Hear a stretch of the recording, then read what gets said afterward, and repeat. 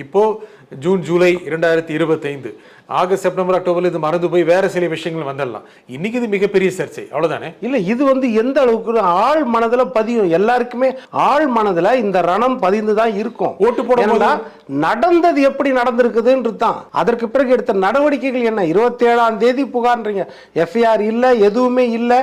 இல்லாம ஒரு சிறப்பு காவல் படை, யாருடைய அதிகாரத்தில் சிறப்பு காவல் படை வர முடியும்? ஒரு சிறப்பு காவல் படை இப்போ நீங்கள் நிஜந்தனோ வில்சனோ போய் ஒரு 5 சவரன் 10 சவரன் காணும்னு சொன்னால் நம்மளுக்கு அதிகபட்ச விசாரணை யாராக இருக்கும்?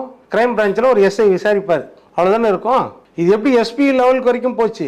இது ஒரு கேள்வி. அடுத்தது என்னது, அவனுக்கு கார் ஓட்டவே தெரியாது அந்த பையனுக்கு. அப்போ இன்னொருத்தர் போய் காரை பார்க்கிங் போயிட்டு வந்தான்றாங்க, எடுத்துட்டு வந்தது இன்னொருத்தருன்றாங்க. அப்போ ஒரு 3 பேர் மேல சந்தேகம் இருக்கும்போது ஒருத்தரை மட்டும் மரண அடி எப்படி அடிக்க முடியும்? ஒருத்தர் மட்டும் எப்படி? இதெல்லாம் கேள்வியா வருது. அடுத்தது யார் அழுத்தம் கொடுத்தது? மேல இருந்து இயக்குனர் டைரக்டர் யார்?